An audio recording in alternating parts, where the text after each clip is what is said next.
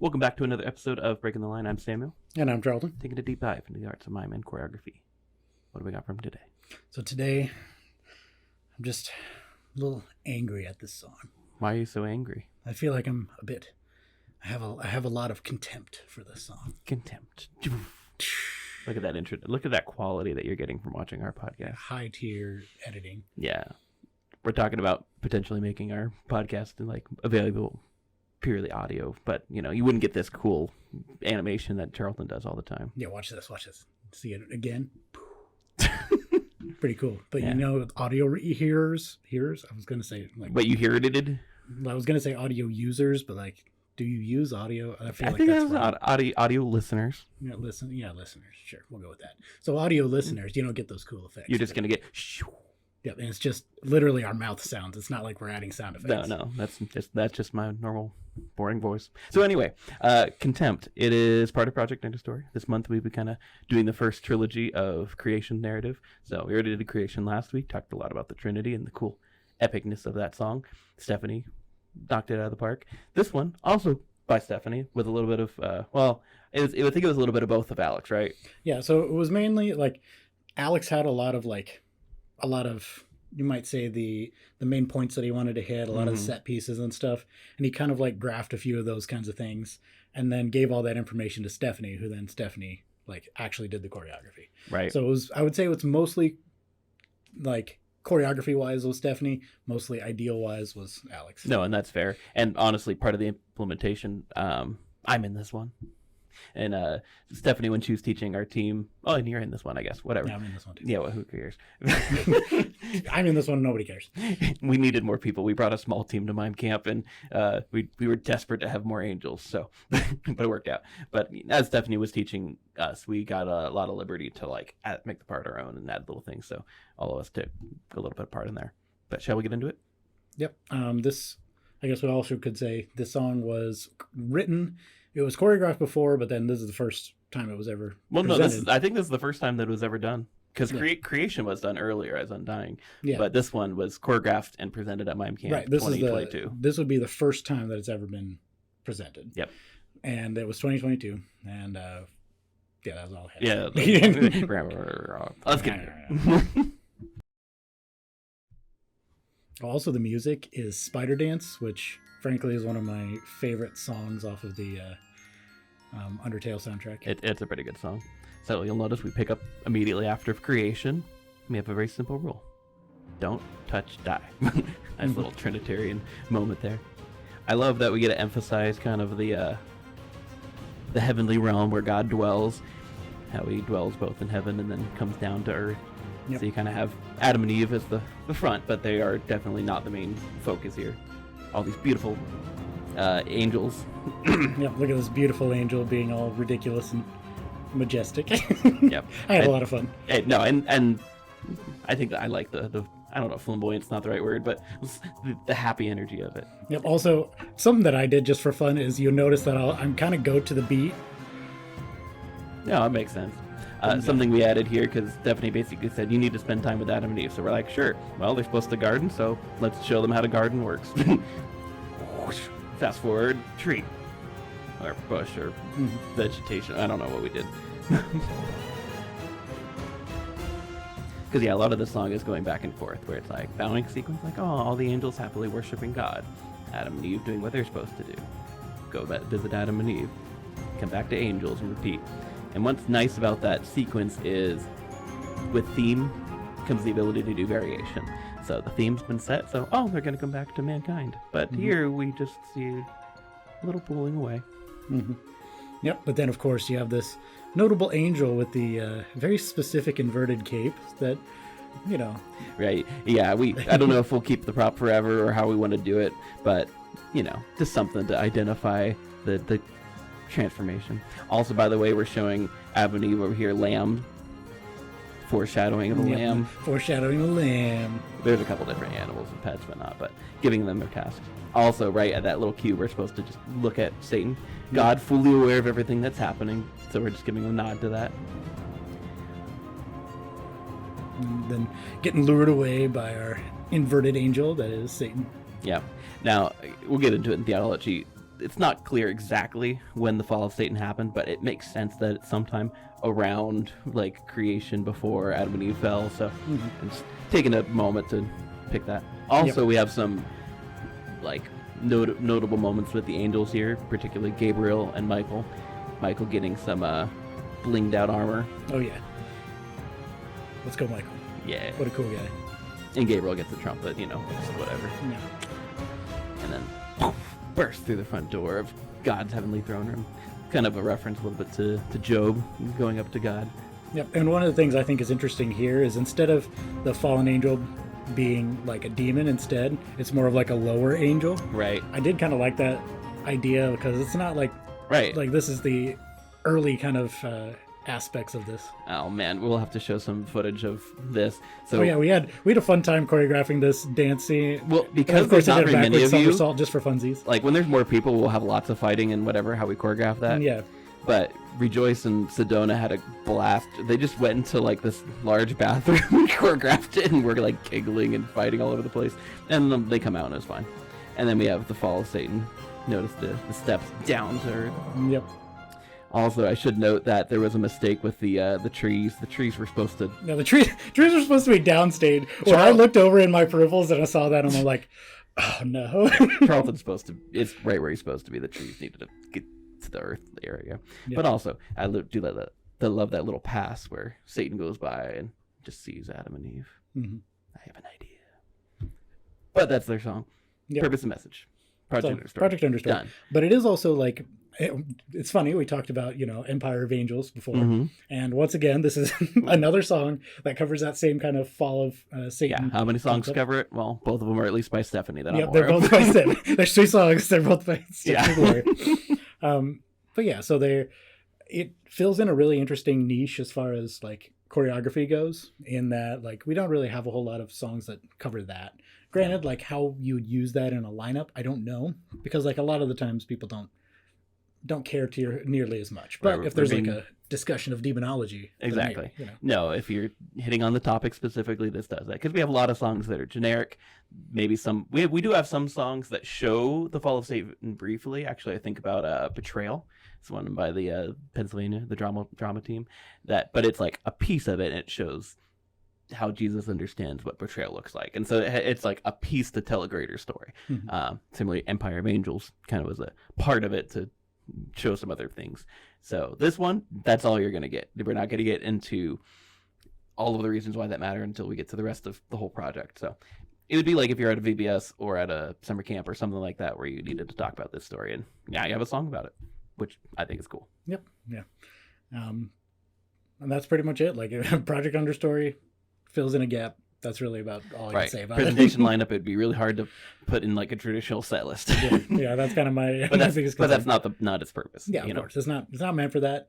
That like part of our vision, of course, for Project Understory, you should be able to take either one or a few songs and be able to use those in your own lineups and stuff. And I feel like this one, while of course it doesn't work nearly as well on its own, if you put it in the lineup of like the Creation trilogy, yeah. So you got Creation, Contempt, and Corruption.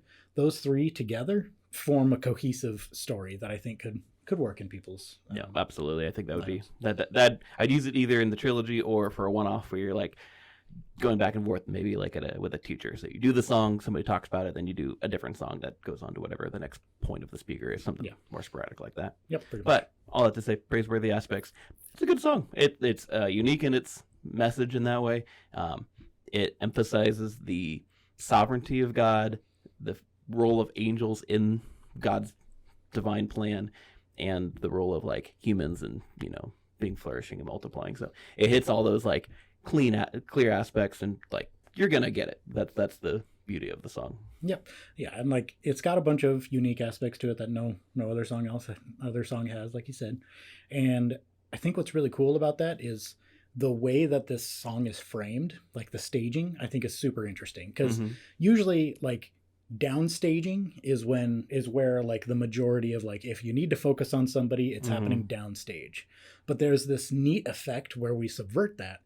I say we, Stephanie subverted that, where we have the downstage is the earth that is like down, as in down here, as opposed to heaven. Yeah. And so we have kind of off to the side, so it makes it, better staging, so it's not. It's in a the little way. clear. Yeah, the stage is good because it has 2 steps, but all the more so moving it to the side adds a little bit of visibility from the audience. Right. Yeah. And so you got that whole debacle going on. So then the downstage things are the unimportant, and the upstage things, that's the things far away in heaven, are the things that are up in are of importance to the song. And I don't know. I think that's kind of neat. Well, and I think that's cool because the whole project's going to carry on that way. When you get to Moses going up the mountain to get the 10 Commandments, he goes upstage like that. And I think that'll work because it'll kind of show God's area where he hangs out mostly, but then when he comes down to man, similar here. I don't know what other song talks about God walking, Adam and Eve walked with God kind of language. This song shows it and has a lot of clear elements to that. Yep. I also love the ending with Satan passing by. And it's just a nice little nod of what's going to come next, the idea. We don't know exactly when Satan had the idea to tempt man or how that all, he's not omniscient in that way. So I think it gives a nice little taste of, like, he was prideful, he fell. So now how's he going to, do his purposes of taking down God? We've got a nice little cliffhanger there, ready to get to the next song. Yeah, that's next week. Yeah, but that's next week. We don't really care about that right now. All right. Things you might change? I feel like there's not really a whole lot that I would change, other than it feels like there's some aspects that are a lot of filler. Mm-hmm. Like the bowing scenes before God feels a little bit repetitive. I feel like it would be a lot more interesting if we had more people. Yeah, I think that's the limitation. I don't even think it's this. I think if we had 10 more people to do that bowing sequence, it wouldn't be filler because you'd kind of have that like awe-inspiring, oh man, that's what the angels do, mm-hmm. And all the more so when we get to the, Book of Revelation song, like the ending sequence of all humanity and heaven and earth, bowing down towards God. I think you're going to get some cool parallels there. So I don't think it'll be filler when we have people, but I do agree that with this few of people, that's its weakness, but that's not the choreography. Yeah, that's not on the choreography. That's just on her presentation. Yeah. Yep. I think it's a really difficult part for Satan to just have a monologue sequence of pride, but it's also the real issue is how do you show somebody being prideful in a miming way? It's a lot of facial expression and like me, and I don't know. It's a difficult aspect, and I don't know if there's another way to portray it. Maybe getting another angel to come sooner to fall kind of helps do that, but there's a lot of time put on Satan. Yeah, but for the most part, I don't really have that many critiques other than feels a little fillery, but yeah, just that. No, I'd say the same thing. Yeah, just need to add more people. Need more people. Flesh it out a bit more. Feel like exactly. It would work. And then theologically, we've touched on some things, but I love the idea of walking with God. We have that kind of as a thing that happens kind of in Genesis. Genesis 5 also talked about how Enoch walked with God. So you have that similar, or Noah walked with God.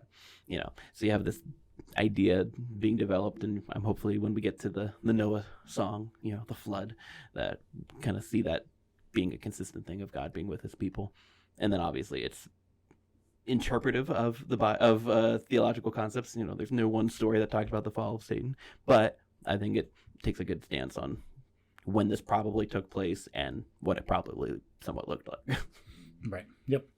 Yeah. And theologically, like when it comes to like the actual story of the fall of Lucifer, we find very little mention of that in Scripture. The best that we got is like there's a little passage in Isaiah, there's a little passage in Ezekiel. We know there was some kind of war, something that Revelation talks about taking the stars, third of the stars. We got some kind of conflict. So was it a fist fight and sword fight? Probably not, but I don't know. But yeah. And so what usually it comes down to that is important to know is like, first of all, when Satan fell, it was like God was always all powerful. It wasn't like Satan fell and God is like, what happened here? How did this happen?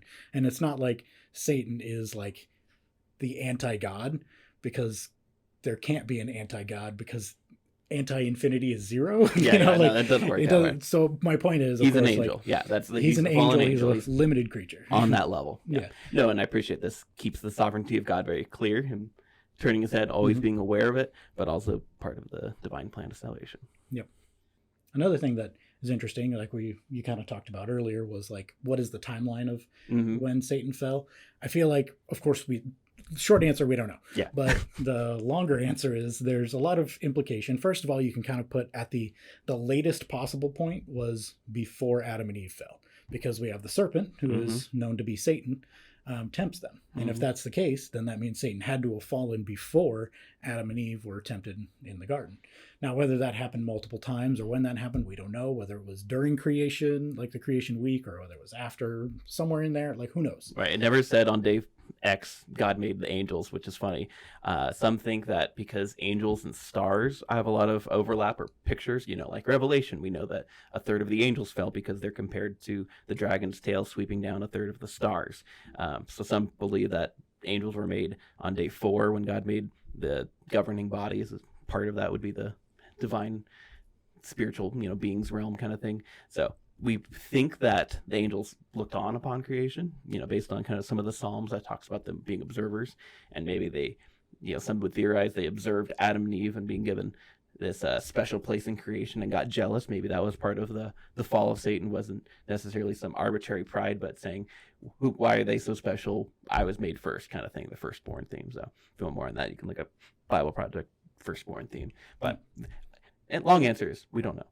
Yeah, that was the short answer. Except everybody knows that there was this big gap between Genesis 1:1 and Genesis 1:2. So anyway, look up the gap theory. It's nonsense. Anyway, so that makes me really mad.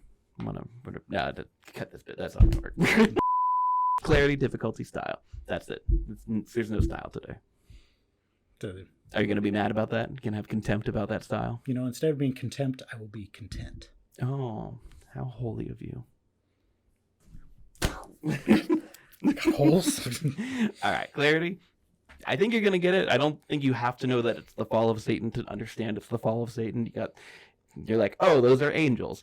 Oh, one of them's rebelling. So even if you didn't know any of the story, you're going to be like, that's a fallen angel. If you don't know specifically it's Satan, you know that it's fallen angels and the rebellion there. Exactly, and that there was a fight, he got kicked out of something, and now is going to do something naughty. I feel like that's about as clear as you can ask for not knowing the story. And even though we could say there might be a little bit of filler, I don't think it's that much filler if you have more people. So it's pretty dang clear. I'm going to give it a 9. All right. Yeah, It doesn't have like a script, so you can't be like, this is Satan and why he rebelled is blank. But again, for as much as we don't know about it, it gives a take that's pretty reasonable. Yeah.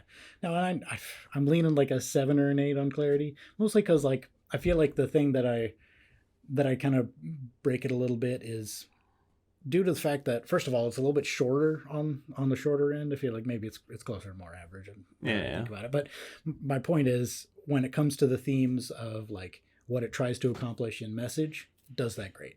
But the message seems to be like the establishment of who Satan was and that he fell. And so like it hits the themes. I don't know. It feels like you'd probably get it. I don't know. Because it's not only establishing Satan, it's a little bit starting to establish Adam and Eve. Yeah. There's a little bit of the like, oh, you're supposed to be fruitful and multiply. Work in all the garden, the animals, name the animals. Like it has a little bit of that already. Yeah, I guess I don't know. Whenever I look at it, I'm just kind of iffy on it. But I'll just round up.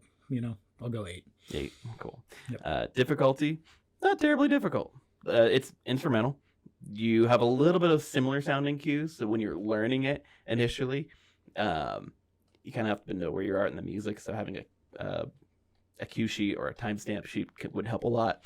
But even still, like we choreographed it pretty quickly, for the first time getting it on stage. So I'm not going to give it tons. I'm probably going to give it only because it's instrumental, I'll give it a 4.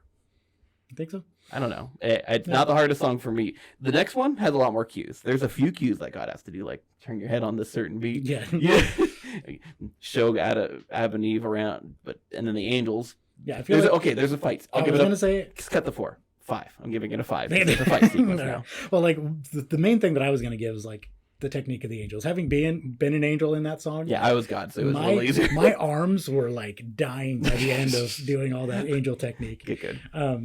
And then, of course, we did, like, all the bowing and the fighting and stuff. And, of course, just for no reason, just other than because I wanted to, I did a whole, I did basically a backflip, So. Oh, style. Something to think about for later. Yeah.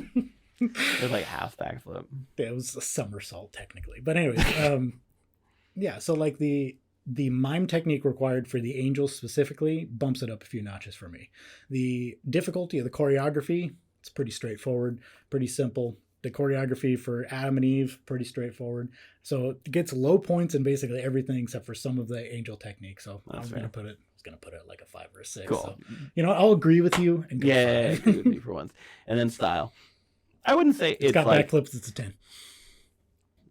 singular half backflip.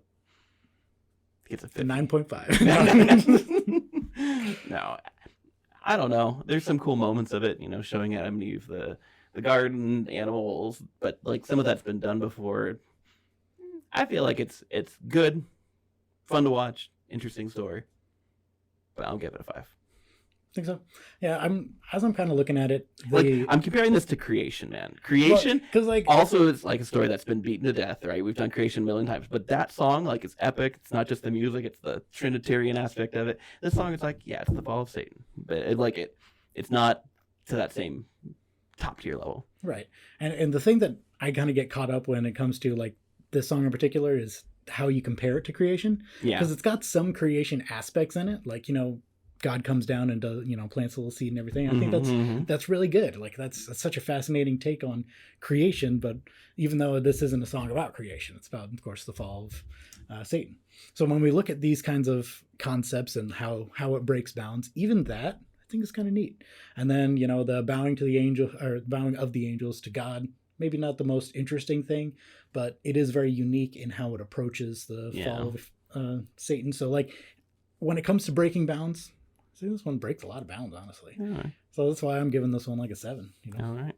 Fair enough. Well, tell us what you think down in the comments. If you are angry or think you can do a better job than us, watch out. No. You can't. Oh. Mash that like, subscribe! If we hit 1 million subscribers, I'm going to set myself on fire. No, he's not. I mean, he actually might. I will. We'll do it with that. Is a promise. We'll do it with like a trained, fire suit and all those things. A promise. I mean, your subscriber count is going up right now, but that's thanks to a song called Watch the Lamb. Yep. Link down below for Watch the Lamb. It has 10,000, 11,000 views. Yeah. Okay, so there's 2 versions of Watch the side random topic as we're, in our crazy outro. So the Watch the Lamb, there was a all camp mime version like ages ago, before I was even VHS quality here. Yeah, VHS quality. Yeah. We're talking, I think, what year was that? 2008. Was it 2008? So that was when I started mine. Yeah. That was probably the summer before I started mine, actually. And so there's like, a whole stage full of people doing I Pledge Allegiance to the Lamb. Like 70 people or 60 people or whatever. It's great. It's totally cool. And then there's a second one also of just a team doing it.